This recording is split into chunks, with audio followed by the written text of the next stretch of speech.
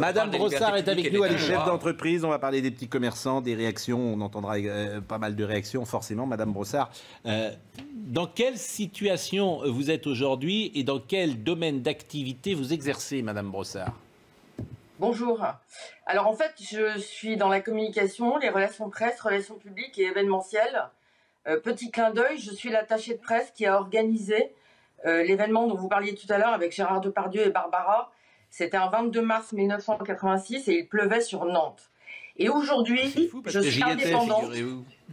Pardon? Non, rien, je fais une parenthèse parce que j'y étais précisément. C'est pour ça que c'est fou, effectivement, j'étais à Nantes. C'est incroyable le clin d'œil et c'était extraordinaire. Et pour compléter ce que vous disiez tout à l'heure, je voudrais juste dire une chose. Gérard Depardieu est un homme exceptionnel, d'une générosité. Moi, je suis allée le chercher à son hôtel, je me suis occupée de lui et je l'ai amené avec le maire. Un garçon exceptionnel, un homme d'une générosité que vous ne pouvez pas imaginer. Bon, voilà. On ferme la parenthèse. Alors, j'avais 25 ans. C'était un matin, il pleuvait d'ailleurs sur Nantes. Quoi, il pleuvait sur Nantes, absolument. Exactement. Et ça, j'y étais pour rien. J'avais tout organisé sauf la pluie. Bon. Mais j'avais 25 ans et j'aurais jamais imaginé, pardonnez mon émotion, me retrouver dans la situation dans laquelle je me retrouve aujourd'hui. Je suis indépendante, j'ai une boîte, j'ai toujours bossé, j'ai jamais rien demandé à personne. On a le Covid qui est arrivé. Je supporte plus d'entendre les gouvernants. Castex, hier, je supporte plus, je craque. Ces gens-là décident de la vie et de la mort des autres, d'accord? Ils mentent toute la journée. Je voudrais juste vous dire, monsieur Pro, les politiques vous mentent. Bruno Le Maire vous ment. On vous explique qu'on met en place des tas de mesures. La plupart du temps, c'est pas vrai. Moi, par exemple, je suis censée avoir droit au fonds de solidarité. Et j'ai ici un papier de l'administration fiscale qui m'explique que ma demande est rejetée, que je n'y ai pas droit parce que j'ai un contentieux fiscal. Oui, j'ai un contentieux fiscal, mais je suis pas la seule en France. Et je suis censée, tant que j'ai pas été condamnée et que je me suis pas battue, être présumée innocente. Donc ça, tout le monde s'en fout. Il y a que les indépendants qui ont cette mesure, pas les autres, pas les grandes entreprises. Orange a un contrôle fiscal très important. Eh bien, je pense que les dirigeants d'Orange et que les salariés d'Orange ont droit à toutes les mesures et au chômage partiel. Sauf que par définition, quand on est indépendant, on est seul. Tout le monde se fout de nous. Moi, je suis aujourd'hui invisible. Je fais partie de la variable d'ajustement du gouvernement, alors qu'on est des millions et qu'on devrait être la richesse de ce pays. On parle beaucoup des petits commerçants, mais on ne parle pas des indépendants. C'est très facile. Moi, aujourd'hui, j'ai 3 enfants. J'ai 2 enfants à charge. Je ne sais pas comment je vais leur donner à manger demain. Je ne sais pas comment je paye ma mutuelle. La dernière fois que je suis allée faire des courses, j'avais le vertige. Je ne sais pas de quoi demain est fait. Donc, si vous voulez, il faut intégrer une chose. Moi, le Covid, ce dont je suis sûre, c'est que je ne mourrai pas du Covid. Par contre, je vais mourir de tous les effets collatéraux du Covid, du fait que je deviens cinglée, que vendredi, la semaine dernière, j'avais envie de me suicider, que j'ai peur pour mes enfants parce que je ne sais pas quel visage je leur donne. Vous avez vu ma tête? Eh bien, aujourd'hui, j'ai une gamine qui est en terminale, qui est déjà hyper stressée de la situation et qui voit sa mère qui est en train de craquer complètement. Donc, j'en ai assez. Je vais mourir de tout ça en silence comme tous les autres. Les commerçants et les indépendants de ce pays vont mourir. Moi, j'ai plus de clients, j'ai plus de prospects, j'ai des factures importantes, il faut le savoir ça aussi, de grands clients. J'ai notamment un distributeur qui me doit 85 000 €, qui ne veut pas me les payer, qui profite de la situation et qui aujourd'hui se dit que de toute façon je vais mourir, donc il ne me paiera pas.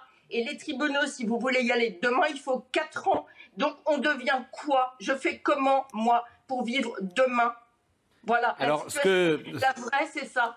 D'abord, pour tout vous dire, il y a quelqu'un manifestement qui vous écoute à un haut niveau de La République En Marche et qui me dit qu'il peut-être, pourquoi pas, essayer de vous aider.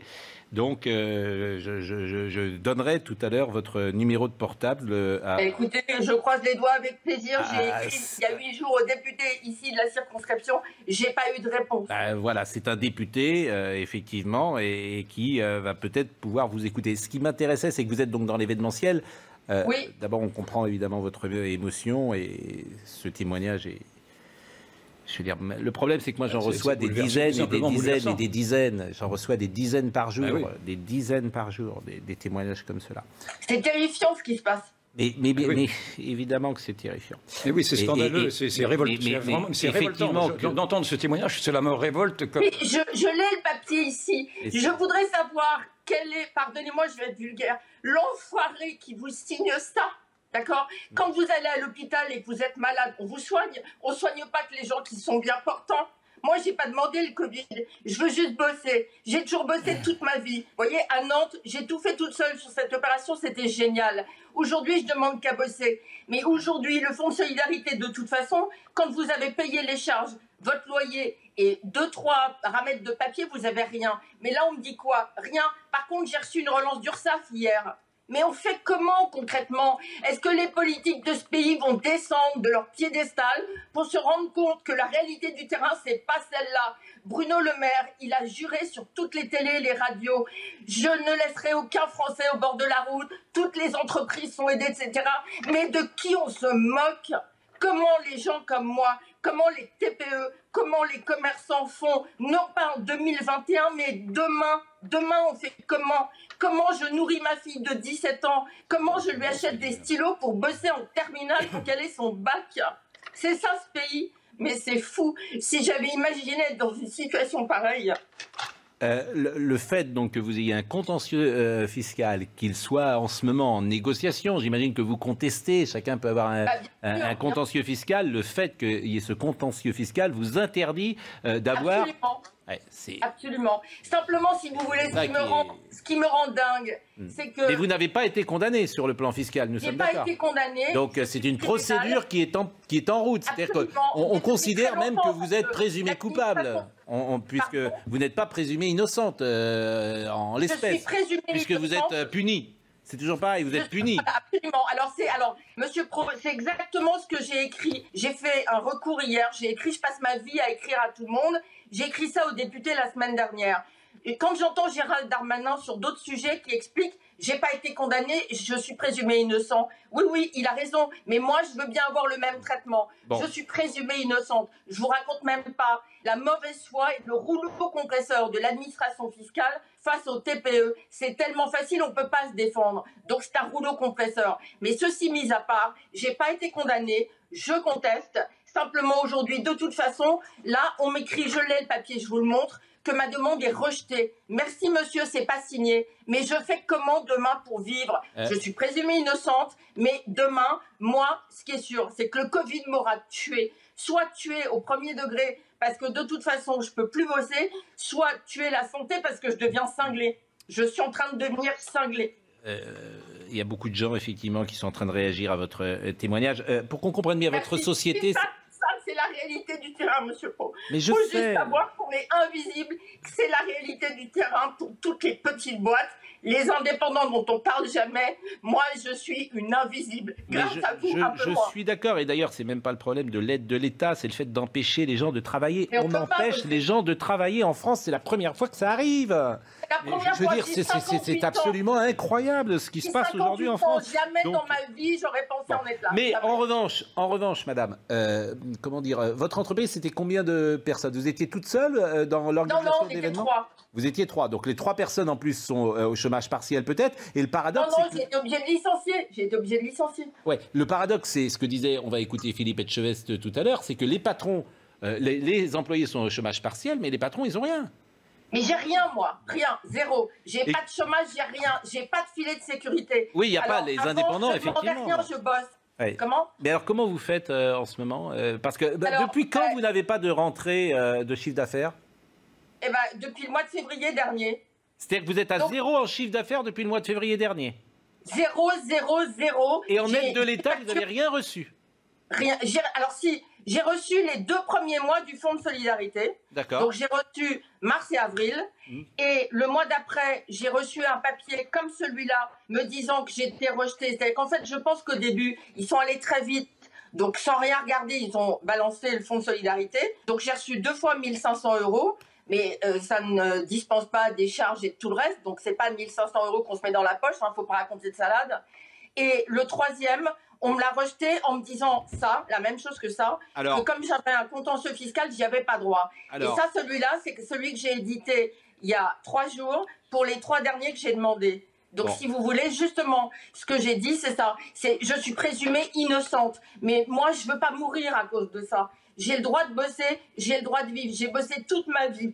Et aujourd'hui, grâce à vous, on m'entend un peu. Mais il faut savoir qu'on est des millions d'indépendants, des millions de TPE, des millions de commerçants et qu'on s'en relèvera pas. Alors, je vais vous dire...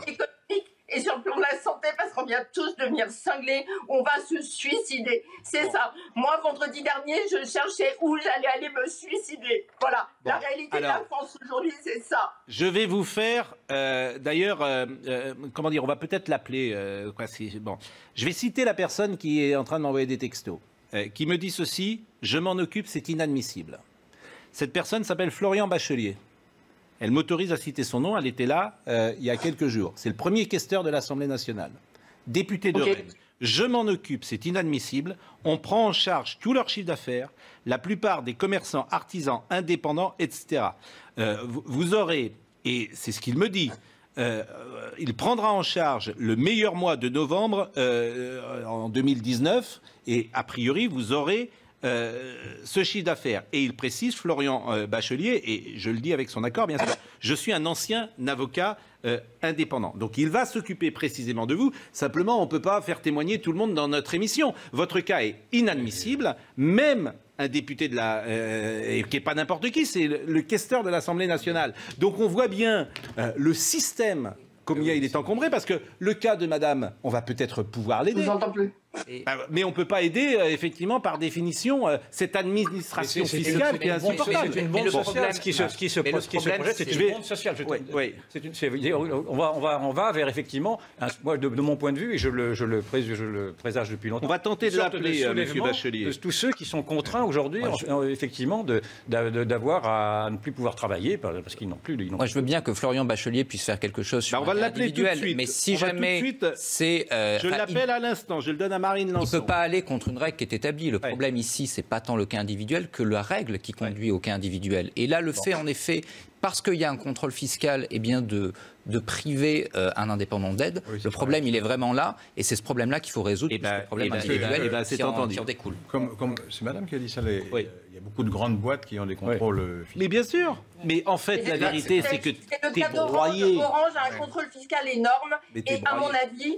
tous les dirigeants et les salariés d'Orange sont à bénéficier des aides. Mais c'est là que, et là les politiques n'y peuvent rien, d'une certaine manière, c'est que tu es broyé par l'administration. Tu es broyé, je ne peux pas vous dire autre chose. Et que je comprends, madame, parce que je l'ai dit sans arrêt, mais sur le Covid-19, il y a deux positions. Il y a ceux comme nous, qui ont la chance d'être payés en fin de mois parce que nous sommes des salariés, et puis il y a ceux qui n'ont pas cette chance-là, et ils vivent cette crise d'une manière différente. Imaginez-vous, Laurent Geoffrin, ne pas avoir un centime depuis le mois de février. Je le sais très bien. Voilà, non, parce qu'en fait on dit toujours on sait très bien, mais la vérité c'est qu'on ne sait pas. Parce que si on connaît des gens qui sont dans cette situation... Mais sauf Laurent Geoffrin, que dans la vie, l'expérience ne se transmet pas. On sait, on devine ce que c'est que d'avoir un cancer du poumon, mais tant qu'on ne l'a pas eu, on ne sait pas ce que c'est. On devine ce que c'est qu'aller en prison, effectivement, tu as la promiscuité, ça sent peut-être pas très bon et tu es privé de liberté. Mais tant que vous ne l'avez pas vécu, la vérité, c'est que vous ne savez pas ce que c'est. Vous ne savez pas, et c'est le... Oui, enfin, à ce moment-là, on peut parler de rien. On devrait parler que des choses qu'on effectivement, qu'on a même, effectivement, en tout cas, c'est plus fort.